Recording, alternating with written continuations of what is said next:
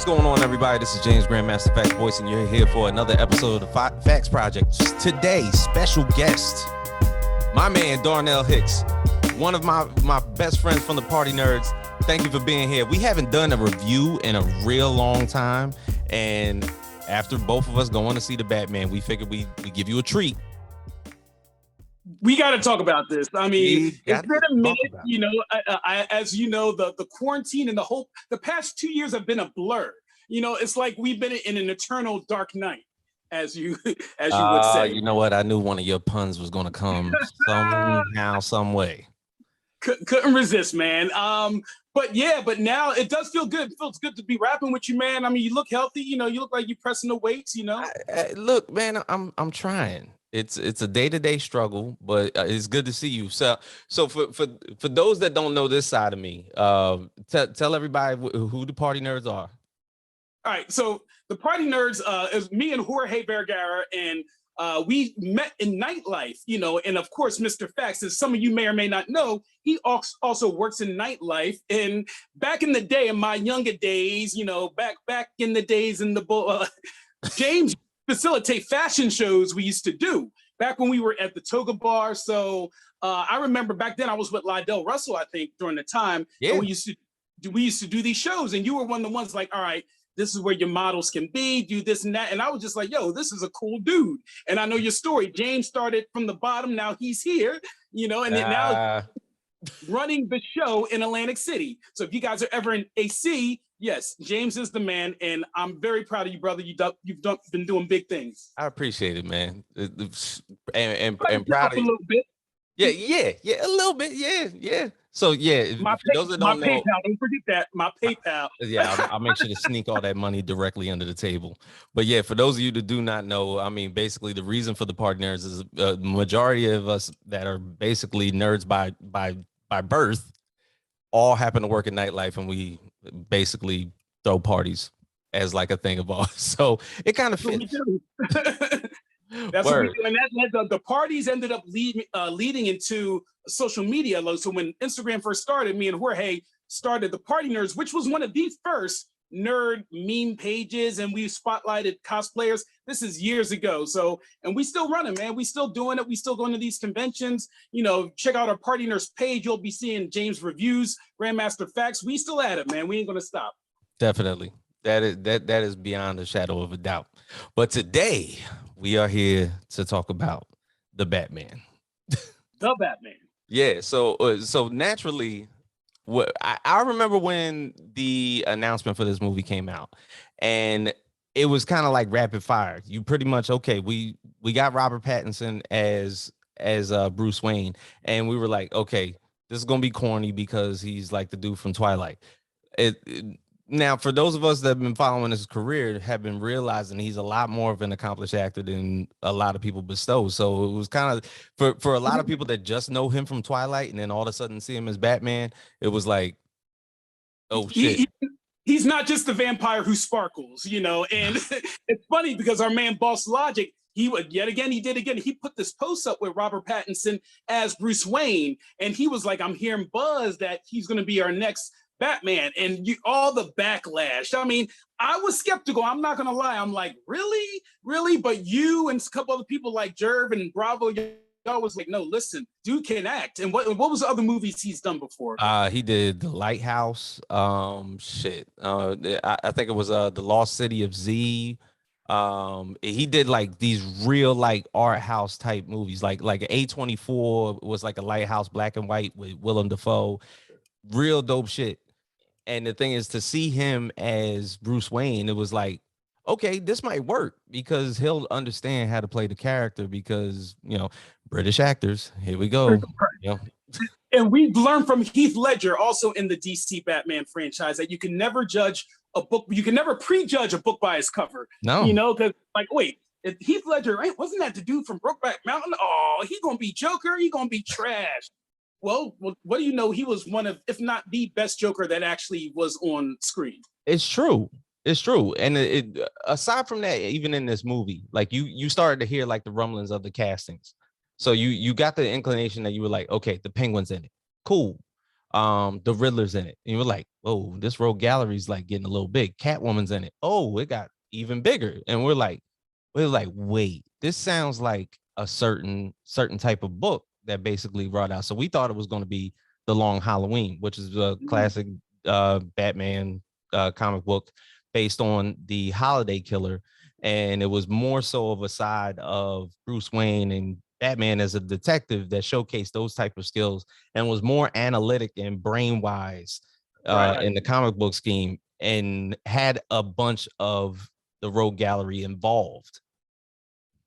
Correct. Oh yeah, no, we definitely. And the funny thing is, when they first announced that Riddler, Penguin, Catwoman, I was like, wait a minute. I didn't want them to fall into the mistake of Batman Returns, which wasn't bad, but that's when they started piling in way too many villains. Or a more extreme example in another franchise would be like Street Fighter the movie, where you're just gonna put every damn character in there. It's just like, look, you don't need all that. So I thought, but seeing how they did it, and one thing, because I know we're gonna get into the movie, I definitely love the writing. I think the writing was solid. I think the cinematography was really solid. You know, it was a detective movie. Right. And the score was right on point. I mean, at times I kind of got the Crow feels, because I thought Scott Weiland was going to start singing. Like, I thought Stone Temple Pilots was going to start popping out. And but the score was amazing. You know what I'm saying? Because it had that vibe. That vibe was like, it was like the Crow, where it had that grunge, that 90s grunge, the guitar, the deep bass guitar just like playing in the background half the time. You know what I got from it?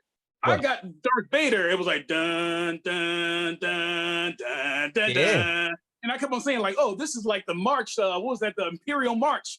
That's what it sounded. But it worked. It fit the feel of the movie, the dark edge of the movie. So I dug that part of it. Yeah. So to get into the movie, like when we first look at this, like there's no origin story whatsoever. Bruce Wayne is already Batman. As a matter of fact, he don't even like being Bruce Wayne.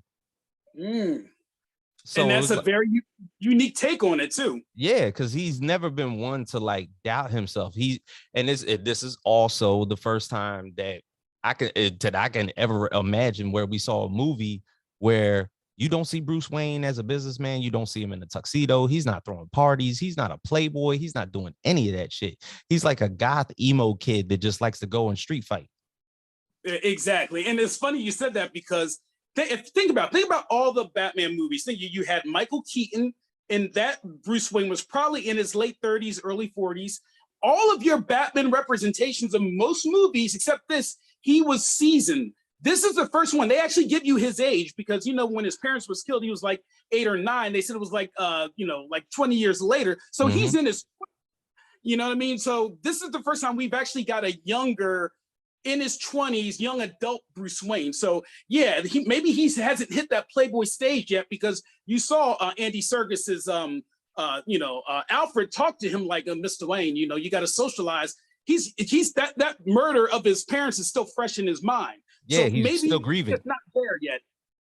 Yeah, he's definitely like still grieving, and he's basically telling them from, I guess, his hobby of being Batman, that you have to get into the business of this, because our money ain't gonna last if you don't do nothing about this.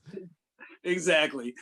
And he's already got the police under his fitting, because literally the bat signal just goes out. The beginning of the movie is literally the bat signal and the fear that he brings about the city. So people generally know about the guy, and they fear him.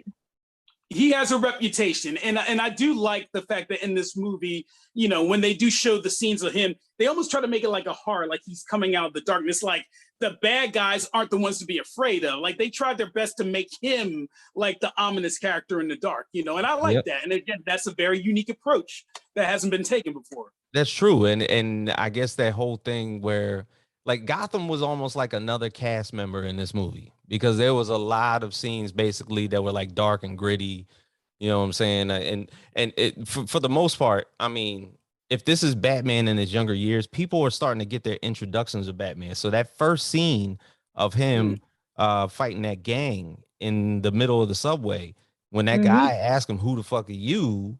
Right. It's kind of like he's still introducing himself to people, and Right. he's being seen as a freak. Like the cops are like, I can't take this motherfucker seriously. He's wearing a bat costume.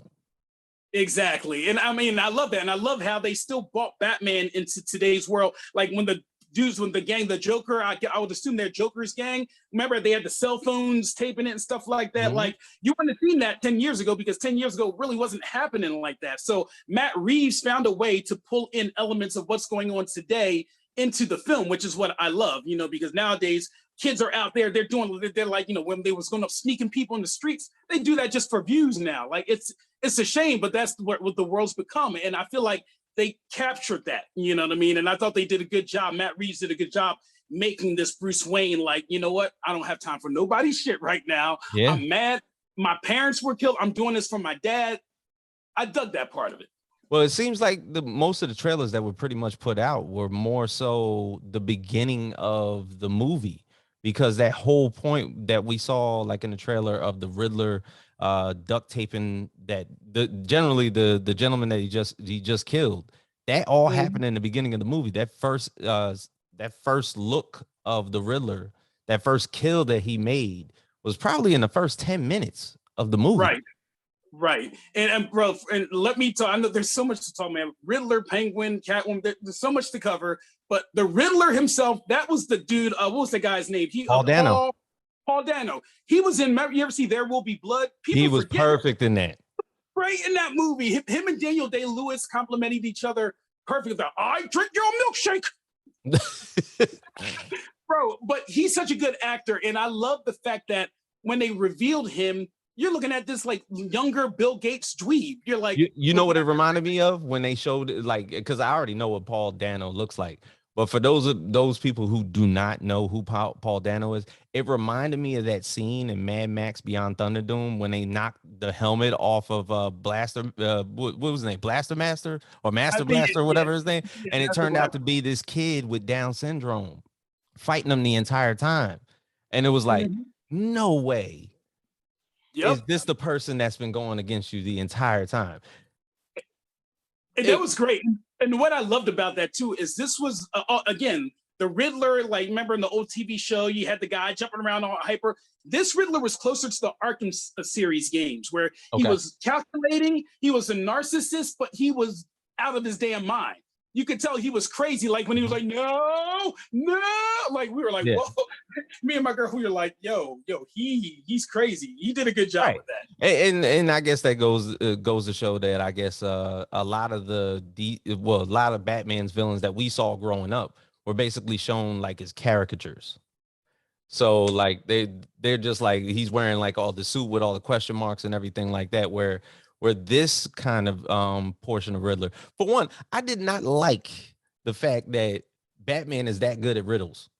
He's firing them motherfuckers off like Trivial Pursuit. Like I don't want to invite him over. I don't want to invite him over for game night. Yeah.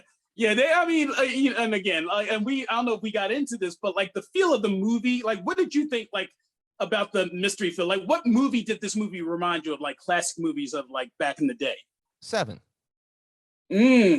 Seven. I thought like V is for Vendetta. It had that tone. It had that tone. Now, like I said, I had the Crow feel about it. I had the Seven feel about it. Like it was a bunch of elements of shit. Like the whole the neck brace from Saw. Yep. Silence of the Lambs, like Hannibal Lecter in there, you know, the mastermind.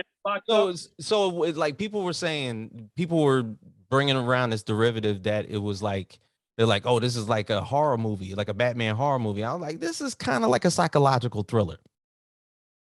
Bingo. Exactly. That's how I felt like. And it felt like it kept you gripped. Now, you know, one of the many arguments about this movie was it was long.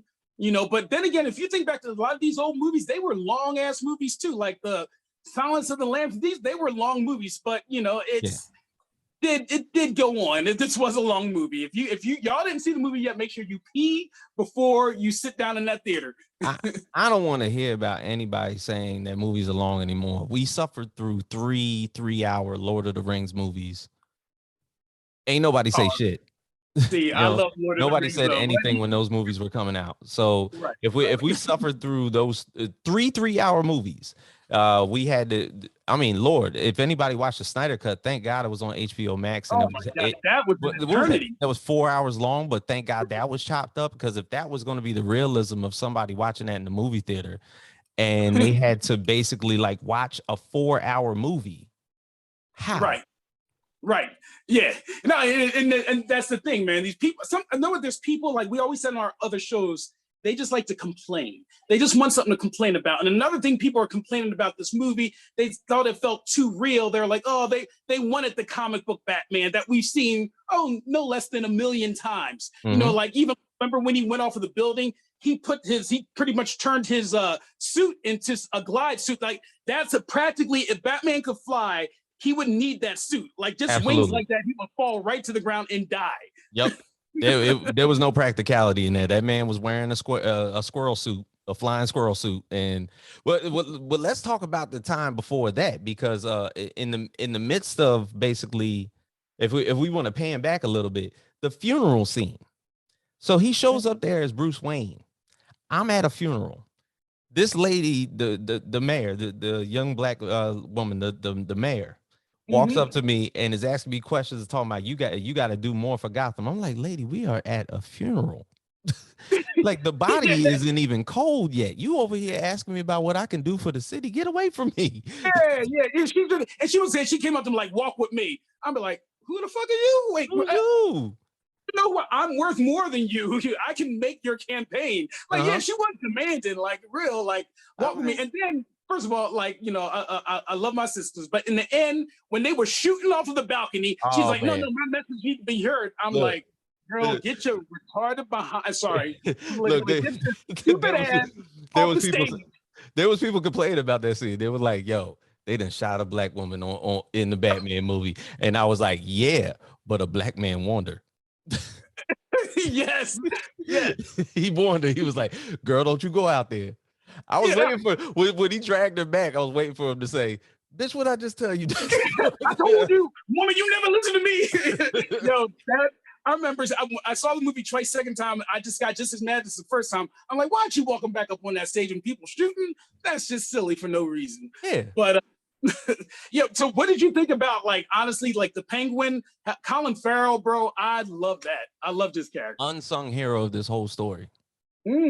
Like, notably, like when I first saw it, I was skeptical, because when I saw like the first look of Oswald Cobblepot, I was like, no, that's not going to work for me. I was like, how's that the Penguin? But then I had to understand the realism of it, because we both watched Gotham, the show, and the Penguin was in the mob and pretty much a gangster the entire time. So they played into that whole fold. But he was more skittish. Like Robin Taylor's take on it was more like, no, don't make fun of my mom. He was like the awkward, weird. Right. He was awkward. Yeah, but this Penguin was just straight up like Philly, South Philly, New York, like, hey, he's like, it's Ozzy over here. You talking to me like that? Don't you ever talk to me like that? You know what I mean? That's right. We got that Penguin. Oh man, but he was good. He was good. You wouldn't guess that Colin Farrell was underneath all that makeup. I couldn't see it. I kept on looking. I don't see him anywhere in there. Yeah, I'm like, that. How can that be Colin Farrell? And his scenes were probably the scenes that he was in were probably like the best, like, I guess, climactic scenes.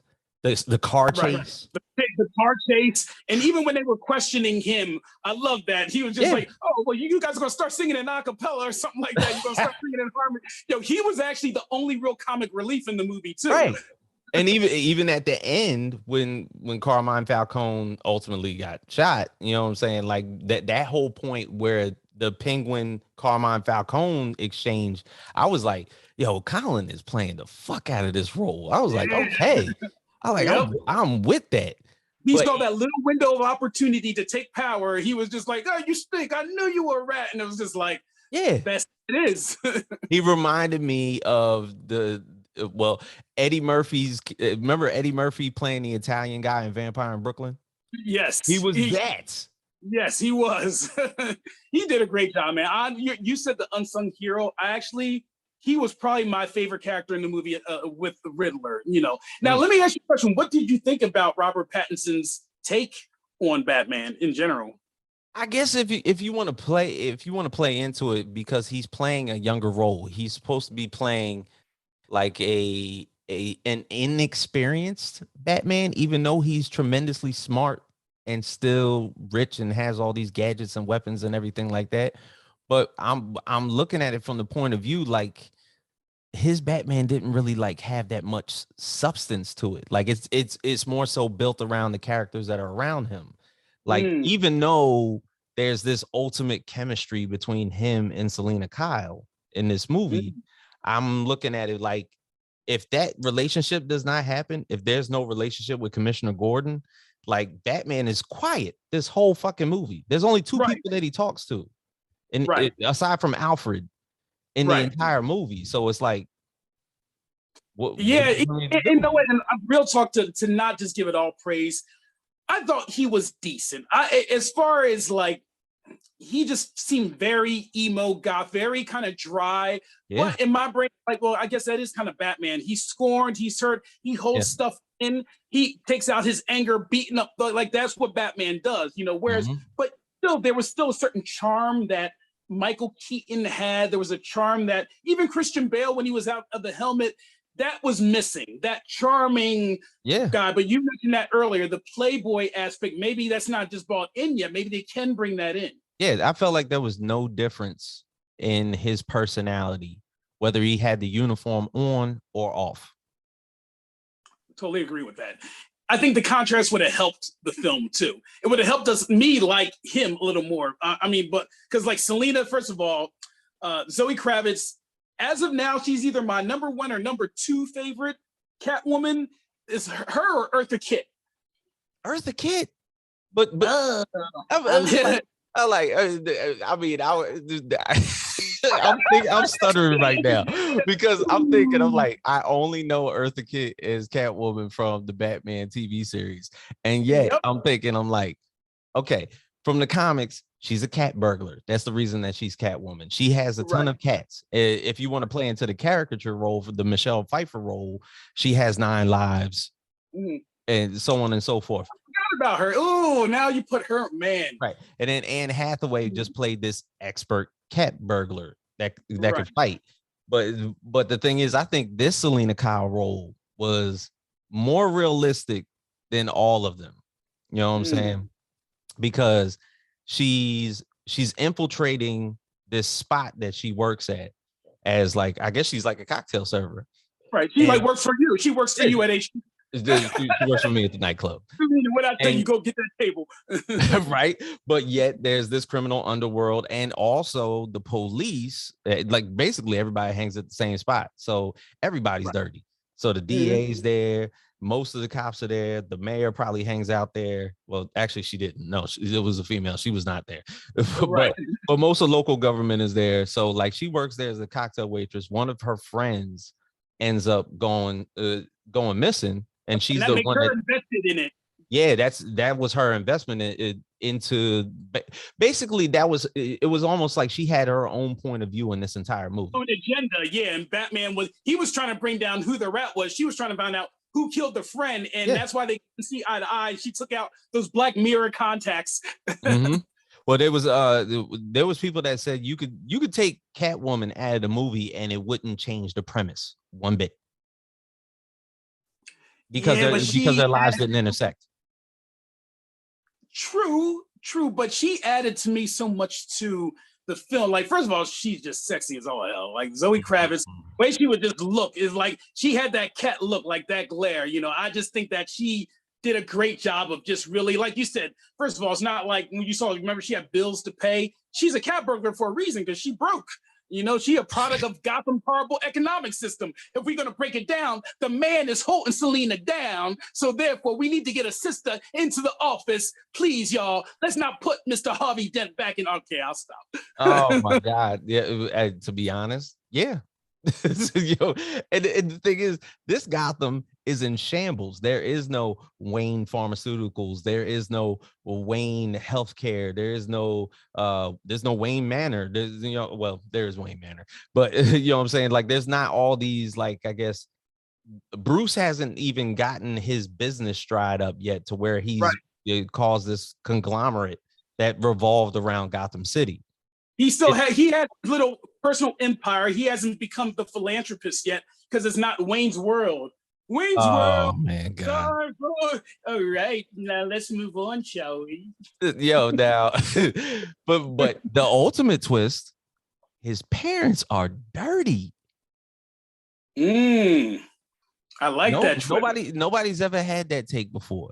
That Martha and Thomas Wayne were doing some dirt.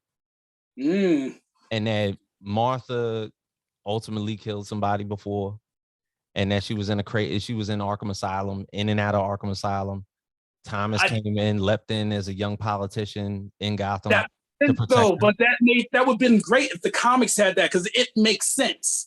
I've never seen that. He's fighting for justice, but your dad might have been just as crooked. But I will say this: I feel like they kind of took that. I remember thinking this in the theater. They took a little of that premise from the movie The Joker with Joaquin Phoenix, because remember, the Joker thought his mom was just this awesome, but come to find out, she was a lunatic that was obsessed with, the Wayne. So I feel like they kind of took the parent of the antagonist or protagonist and made them a key part of the story, which it works. But I feel like they saw that it worked for Joker, and I feel like they used it in this film right here. Yep.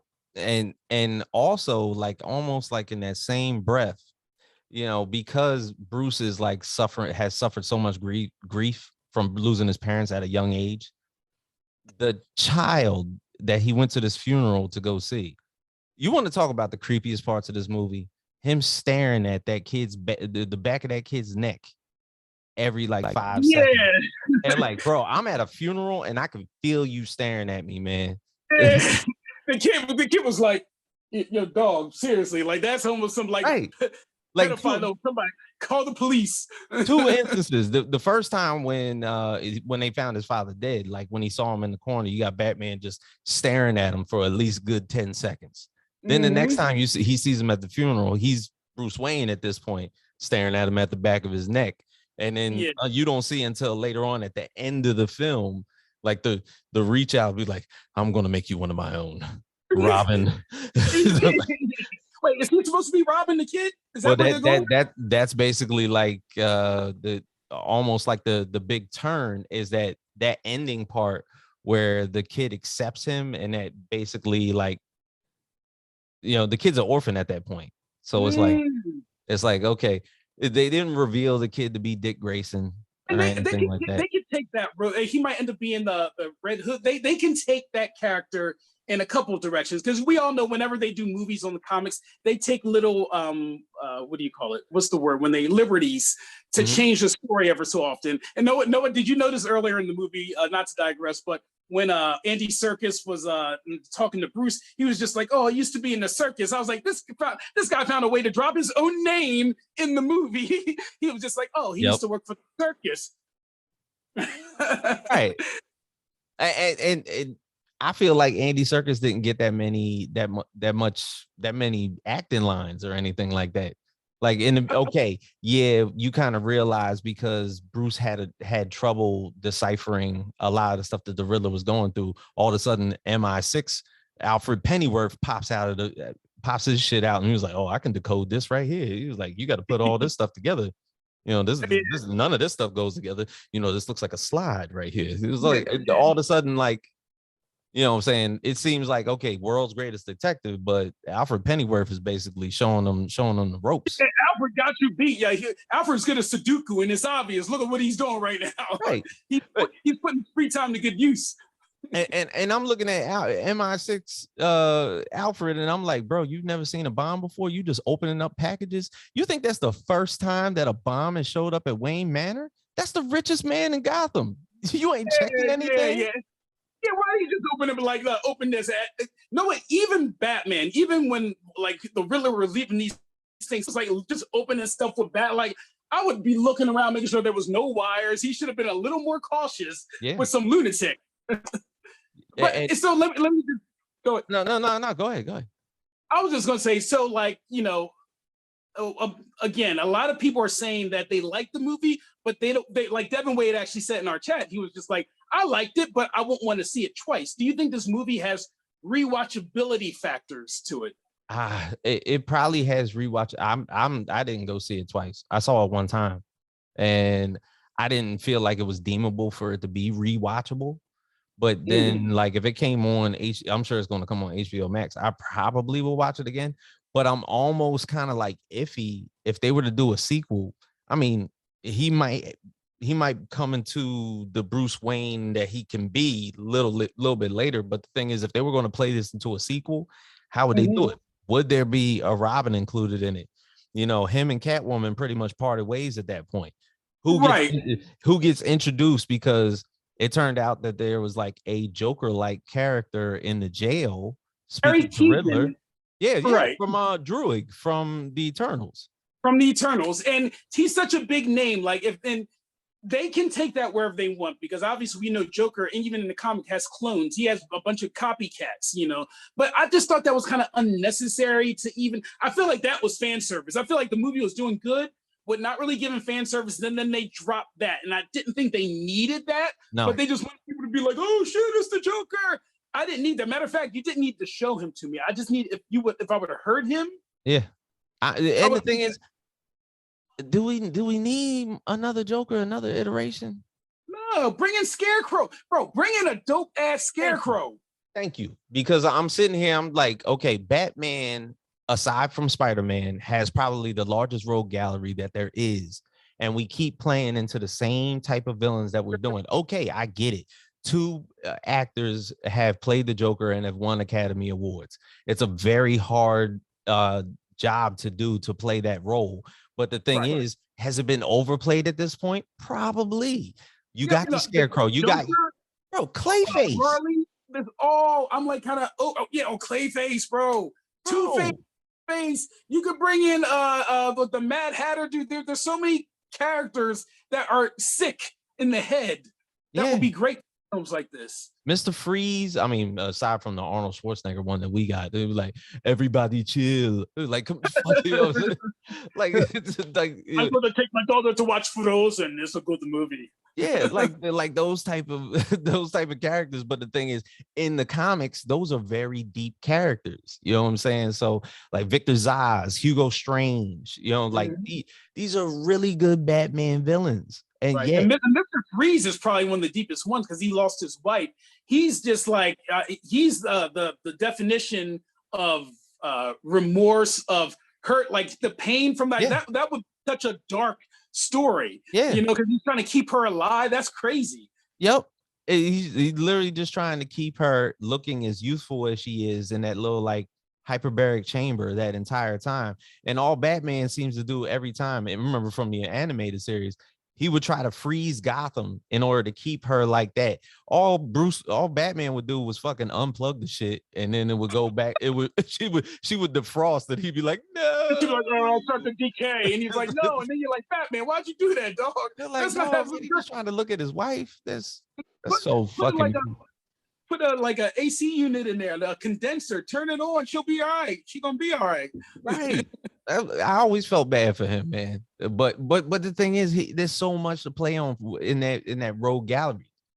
Like that I don't think that they've ever touched. Like they haven't touched on Hush. Even though that was hinted a little bit at the end of this movie. Yes. Yeah, the reporter's last name was Elliot. And we know that Hush's name is Thomas Elliot. He happened to grow up in the orphanage before Alfred basically took guardianship of Bruce Wayne and ended up being just as smart as Bruce. And it was he like him, like a doppelganger, like pretty much this. And now, what's the name of that story in the comic? What's the name of the series, the Batman series with Hush?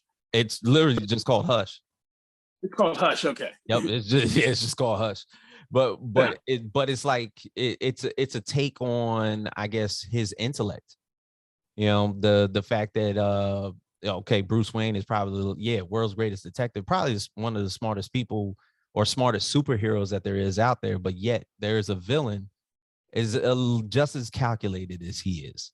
Not necessarily psychotic or anything like the Joker or the Penguin or anything like that. But yet, you know, this dude's like a master at plastic surgery. So he's constantly altering his face so that he can look like he could probably look and like. That'll be dark. I feel like that's where if they were to take this movie somewhere from here, do you think the Hush direction will be maybe like Hush, Scarecrow, and then give us Poison Ivy? Because she's like no more Harley. Give us a break on Joker. Give us a break on Harley. Give us a break on these common characters that everyone's grown to get tired of, you know. Yeah. But so what did you think of the movie overall? Like on a scale of 1 to 10? I mean, on a scale of 1 to 10, I gave it like I still gave it an 8. Like it's a good movie.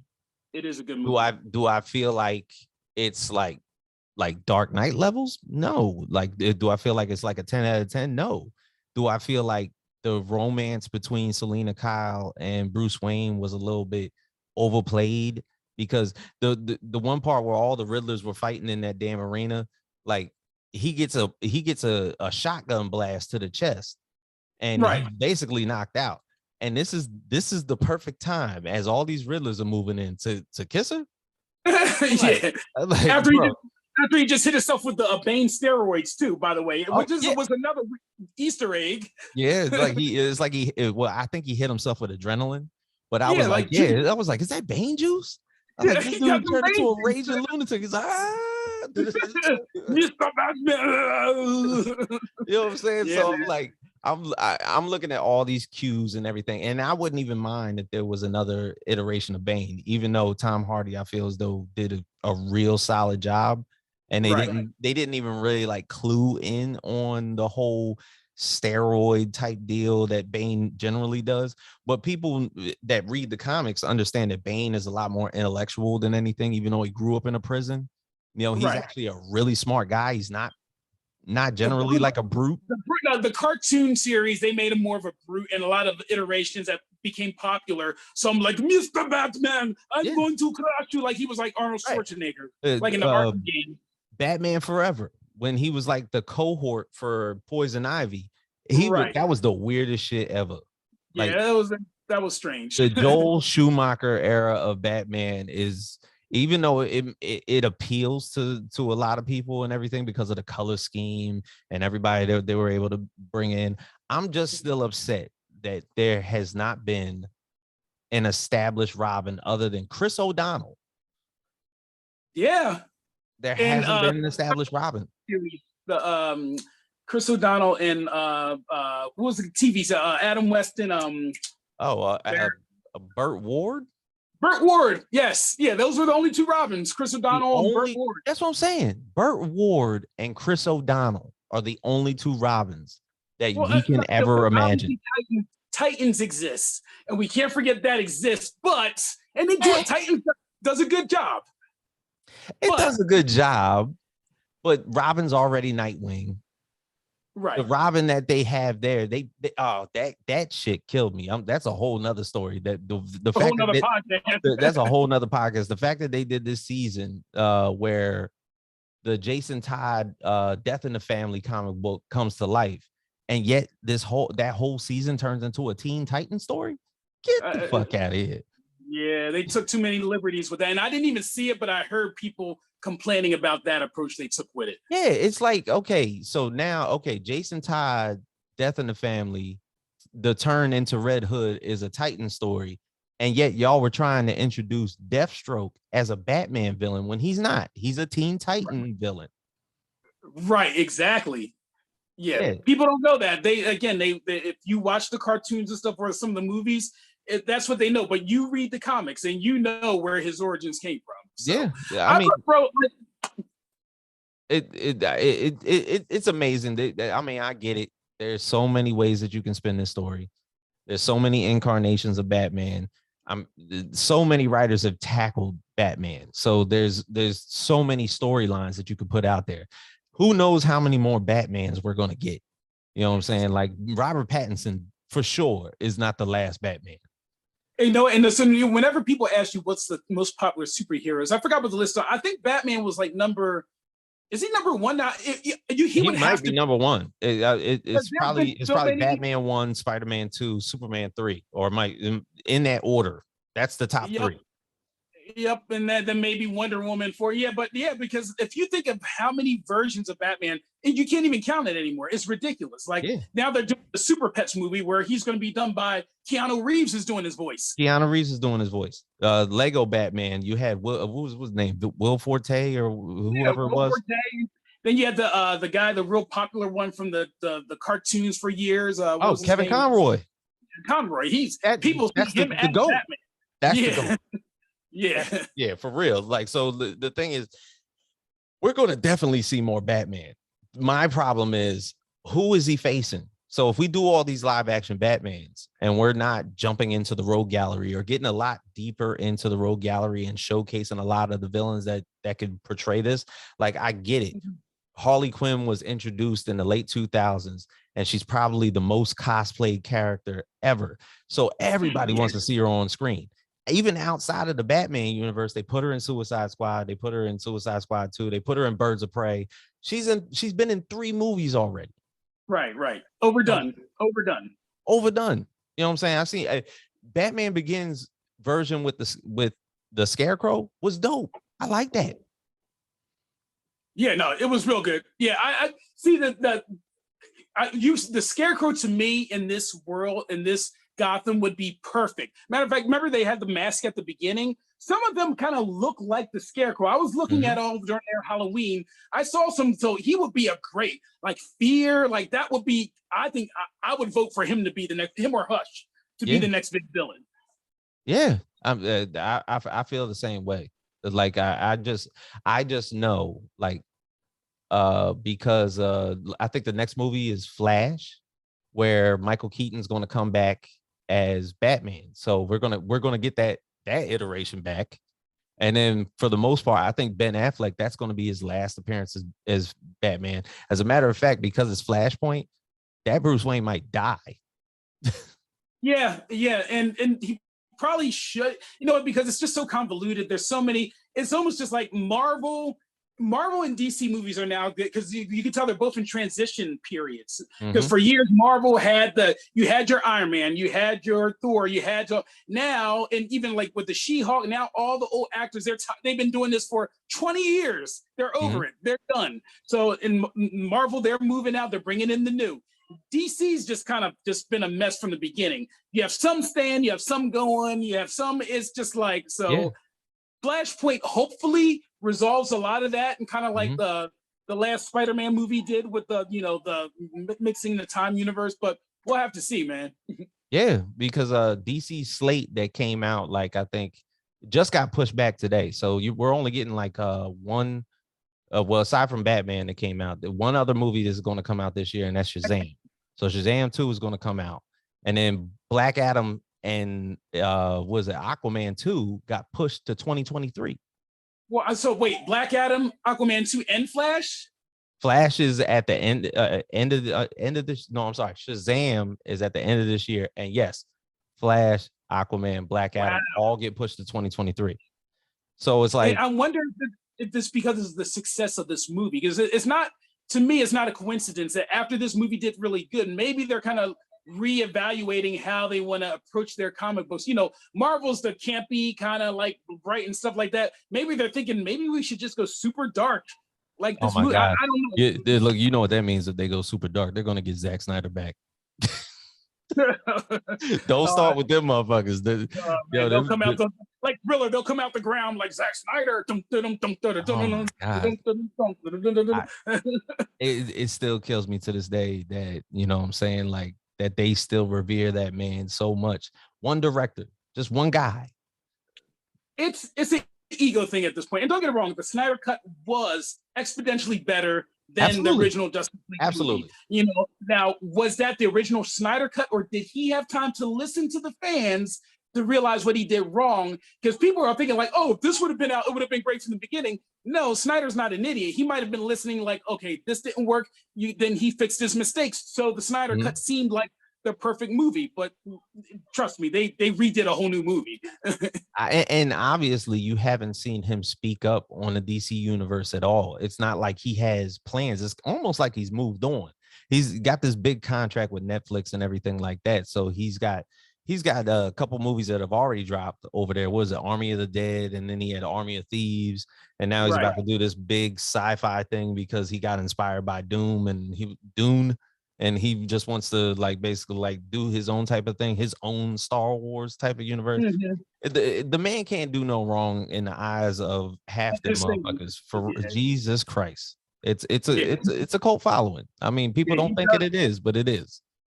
He has his cult following, but I honestly, man, like I said, on a scale of 1 to 10, I would give this movie, I would say an 8. I would give it an 8 too. That sounds, I would say 7.5 to 8. You know, my complaints are minor. I just maybe wanted a little more character in Robert Pattinson. Maybe if it was a little more concise, but I did like, there were so many good, it was just a good movie. Again, it didn't have to be a Batman movie. I don't know if I mentioned this, but you could have taken Batman out the movie and still had a good, if you just would have had 2 detectives figuring this out, you know, and even if you had the Wayne family, it didn't have to be Batman, which is good and bad because, you know, you're saying, okay, this is a great, Matt Reeves did a great job, but was it a DC movie, you know? Yeah. It's almost gotten to the point where I'm looking at Batman movies like almost in the same breath that I'm looking at King Kong and Godzilla. I'm just literally like going there to see the action and everything like that. It's almost like I almost don't even care about the filler anymore. As much as, you know what I'm saying, we've read a lot of the comic books and we've seen the TV shows, we've bought the merch beyond control. Everybody loves Batman, but then almost at the end of the day, it's like it might be overkill.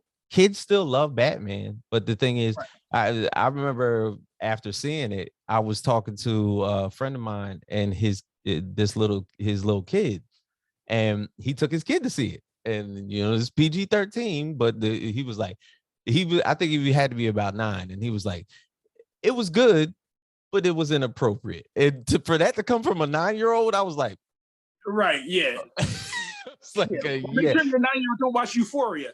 It's like, oh my God. You talk about inappropriate.